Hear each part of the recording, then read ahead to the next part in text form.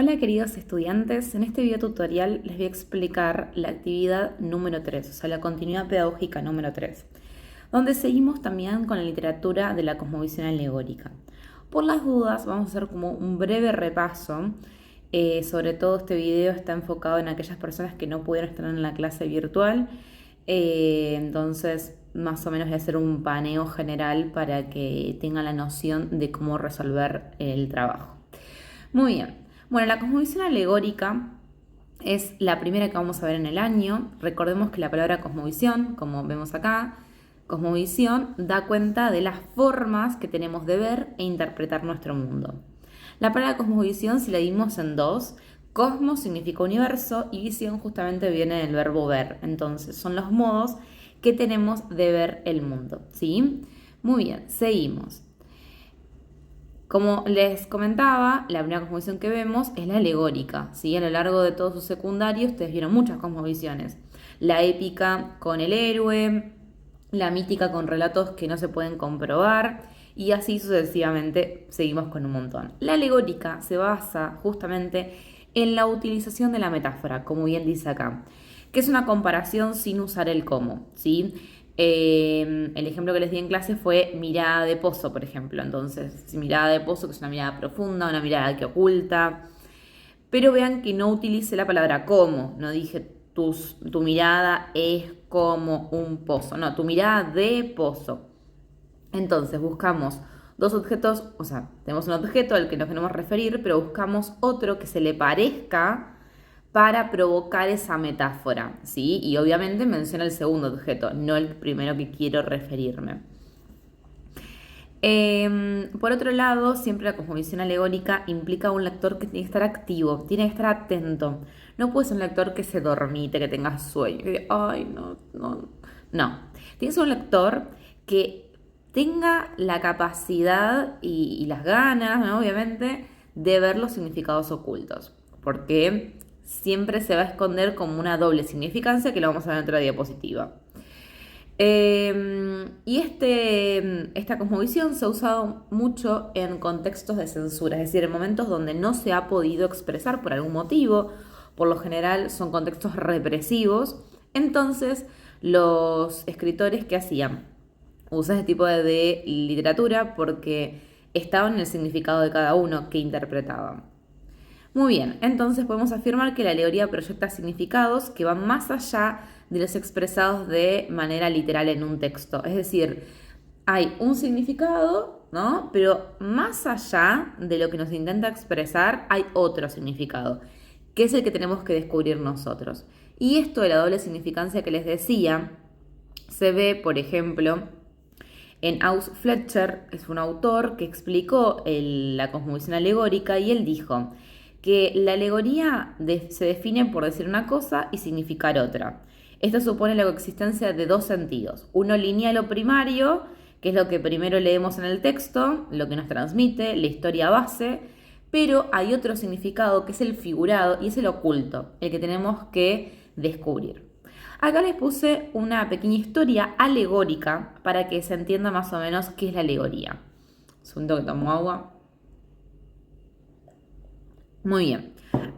Esta historia la escribió Platón y él cuenta lo siguiente. En la caverna, unos hombres nacen encerrados en ese sitio, o sea, en esa caverna. Están atados en sus cuellos y en sus pies, como pueden ver acá en la imagen, ¿sí? Ven que están atados en sus cuellos y en sus pies. Ellos nunca salieron al mundo exterior, no saben cómo es el mundo exterior, solamente lo que saben es lo que ven a través de estas sombras que le proyectan a estas personas que están detrás de ellos y que ellos no las pueden ver, porque justamente al estar con cadenas no pueden darse vuelta, no pueden voltearse. Entonces un día liberan a uno de estos prisioneros para que conozca el mundo exterior. Lo liberan, este hombre sale, pero como estaba tan acostumbrado a vivir en las sombras, no puede mirar el mundo directamente porque hay sol, hay luz. Entonces no puede mirarlo porque se enceguece. ¿Vieron cuando en el verano entras a tu casa de mucho sol y entras a un lugar oscuro? Te pasa justamente eso, no puedes ver bien. Y también a viceversa, ¿no? Estás, no sé, en un lugar oscuro y te prende la luz y decís, ay, para un poco. Bueno, eso mismo. Entonces cuando sale empieza a ver de a poco las cosas. Primero ve el suelo, el color del suelo, ve el pasto, de qué color es, cuál textura, las funciones además de todo lo que lo rodea, y de a poco ve ese árbol que está al fondo, ¿sí? Ve el tronco de ese árbol, de a poco empieza a ver la copa, o sea, va subiendo en conocimientos hasta que llega a ver el sol. Esa es como la máxima expresión de las ideas. Ahora vamos a ver por qué. Este hombre después vuelve a la caverna, lo mandan a encerrar de nuevo, pero ya no puede ver las cosas como las veía antes. Esas sombras, ahora sabe lo que realmente significa. Entonces no se puede quedar como, digamos, conforme, por decirlo, con lo que ve ahí. Y le cuenta a los compañeros con lo que está ahí prisionero en esa caverna. Y les dice, mira, esto no es así, esto es tal cosa. Y dice, no, estás demente, estás loco. Bueno, esta historia, imagino, ya les empieza a resonar en la cabeza. Y en realidad tiene un significado oculto. O sea, vos lees esta historia y la entendés, pero hay que leer el significado oculto que tiene. ¿Sí? Y es que Platón nos intenta mostrar que hay personas que viven en las sombras y hay personas que viven en la luz. Esto va vinculado con las ideas. Las personas que viven en la caverna son las personas que en realidad lo único que ven es una parte de la verdad, no llegan a la verdad completa. Y esto se llama mundo sensible, es el mundo a través de los sentidos. Yo solamente sé y conozco a través de lo que veo. Pero en todo eso me falta el razonamiento, ¿sí? Como que me conformo solamente con lo que veo. Me contaron una cosa, mira, es así, y lo repito, lo repito, lo repito, ¿sí? No lo compruebo, no lo busco, no, me quedo con eso. Esa es mi verdad, ¿sí? Eso es lo que intenta transmitir Platón, ese mundo sensible ese, ¿sí? Ahora, cuando yo razono, ¿sí? Y veo la luz, es decir, veo lo que estaba de fuera de esa caverna, sé la verdadera naturaleza de las cosas, es lo que se llama mundo inteligible, que es el mundo de las ideas. Es cuando yo logré razonar y sé la verdadera naturaleza de las cosas, ¿sí? Acá les puse más o menos también como una actualización del mito de la caverna, donde vemos como de un lado están unas personas mirando la televisión, hay una persona que edita lo que están grabando en un estudio, obviamente, de grabación, ¿no? Un estudio de noticiero de grabación. Ahora, lo que nos muestra solamente es una parte de la realidad, ¿no? Si nos queremos quedar con esa parte de la realidad, estaríamos en el mundo sensible, en lo que vemos, ¿sí? Ahora, si yo quiero salir al mundo, buscar, proyectar, no quedarme con esa opinión, ¿sí? Con esa visión de mundo, es cuando yo empiezo a romper mi mundo sensible, mi mundo de las sombras, y de a poco me meto en el mundo de las ideas, en el mundo inteligible, en el mundo donde yo razono. Muy bien. Bueno, también leímos una obra ya que pertenece a la cosmovisión alegórica. Esta novela se llama, obra de teatro se llama La mala sangre, donde hay un montón de elementos metafóricos, ¿sí? Por ejemplo, los nombres de los personajes, que algunos son irónicos, como en el caso de Benigno, que significa bueno, y en realidad es un hombre que maltrata a su esposa, a su hija, a las personas que lo rodean, está intentando demostrar todo el tiempo el poder que tiene. Candelaria también parecería ser como una especie de nombre irónico, porque significa luz, y esta mujer es todo menos luz, ¿sí? Dolores es la persona que sufre, o sea, que siente dolor, y Juan Pedro de los Valles Dorados, de los Campos Dorados, perdón, siempre digo los Valles, de los Campos Dorados, es el prometido de Dolores y da cuenta de la riqueza, dorado del oro, da cuenta de la posición económica.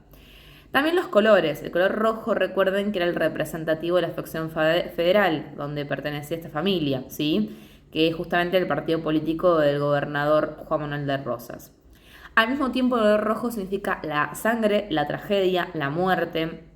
Y vean y recuerden que la obra estaba toda de color rojo. Los personajes vestidos de rojo, la casa color rojo, los muebles color rojo. ¿Sí? Una cuestión de demostrar, ¿sí? Este color que ya incluso está implícito en el nombre de la obra, la mala sangre, ¿no? Los melones, cuando se acuerdan que había un hombre que pasaba una carroza y decía melones, melones, en realidad se refería a las cabezas de los traidores. Y por otro lado, también recuerden que la historia es una historia metafórica y alegórica porque aparece como una doble mención al periodo llamado de reorganización nacional, que fue el momento donde Griselda Gambaro escribió la obra en la última dictadura militar argentina, ¿sí? Entonces, ella como no podía hablar de lo que pasaba en su contexto, buscó un contexto que funcionara similar al de ella y escribió sobre él, que fue el Partido Federal. Muy bien, ahora vamos a seguir con la explicación de la actividad. Muy bien. Bueno, recuerden que a partir de ahora todas las actividades las pueden realizar de forma grupal, ¿sí? De a uno, de a dos o de a tres personas. Eso va en cada uno de ustedes, ¿sí? Siempre recuerden poner el nombre y apellido de cada uno de los miembros del grupo. No vale esto de mando el trabajo, me olvidé poner el nombre de mis compañeros y después de 2 meses me mandan un mensaje diciendo, profe, ese trabajo yo lo he hecho con fulano. No, ¿sí? Ok, bueno, vamos con el trabajo. El trabajo sigue siendo de la composición alegórica. Vamos a ver la alegoría del poder, o sea, la utilización del poder en el contexto de dictadura, es decir, en la última dictadura militar argentina que se inició el 24 de marzo del 76 y que terminó el 83 con un gobierno democrático del presidente Raúl Alfonsín, ¿sí? Acá es una breve como introducción del tema, que es obligatorio leerla, no la voy a leer acá porque es pavorosa, pero básicamente lo que les explico es el contexto de censura, sobre todo de los artistas que intentaban expresarse y denunciar el estado de las cosas y que por eso obviamente se dieron encuentros entre los militares y estos opositores y es por eso que hoy en día hay una cantidad de 30.000 desaparecidos, ¿no? Esta imagen que les muestro acá, por ejemplo, es la quema de libros. Hubo libros que yo todavía no entiendo bien por qué los censuraron, pero censuraron cualquier libro que te daba lugar a pensar, no hay cualquier libro te da lugar a pensar, así que había libros que te daban lugar a pensar y no los censuraban, y otros como El Principito eran censurados, o sea, bueno, es complejo.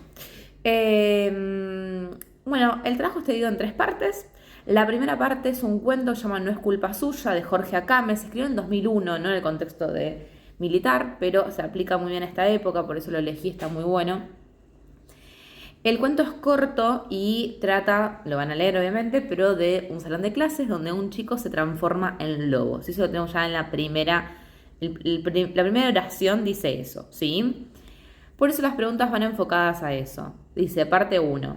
Teniendo en cuenta los datos de la introducción, o sea, lo que les expliqué, el contexto de censura, ¿a quiénes crees que representan cada uno de los personajes? Es decir, ¿a quiénes representan los militares? ¿A quién representa el chico que se transforma en lobo? Los compañeros que hacen silencio, al preceptor que llama la atención. ¿Quién cumple cada rol? 2. ¿Qué simboliza el hecho de convertirse en lobo? O sea, ¿qué significa el hecho de que alguien se convirtió en un lobo en una clase donde ninguno es lobo?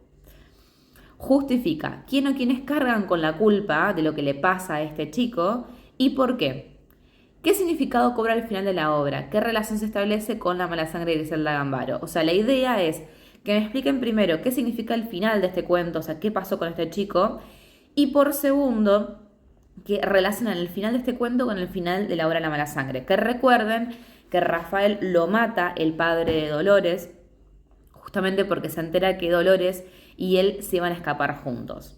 En la segunda parte tienen que leer la canción que se llama Alicia en el País, y ven que es 3 puntos suspensivos porque se refiere a la novela de Lewis Carroll que se llama Alicia en el País de las Maravillas. Charly García escribió incompleta el nombre de esta canción. Está muy buena. Si escanean el código QR que está acá, pueden acceder a la canción, o la pueden buscar en YouTube si quieren, o la leen de acá. Dice, ¿por qué creen que el título de la canción está incompleto? Fundamenten. O sea, ¿por qué falta la palabra maravillas? ¿Sí? Señalen y justifican en qué versos se observan indicios de la represión, el silencio, la injusticia, el exilio y el fin de la democracia. Es decir, relacionados cada concepto con una parte de la canción, ¿sí? En todos aparecen esto. En un momento habla del exilio, una persona que tiene que irse del país. Habla del fin de la democracia, es decir, que hay un contexto represivo. No democrático significa que es por elecciones no libres, ¿sí? Es decir, que alguien toma el poder por la fuerza. Represión es cuando hay violencia, injusticia es cuando se carece justamente de las leyes, ¿no? De la ejecución de las leyes.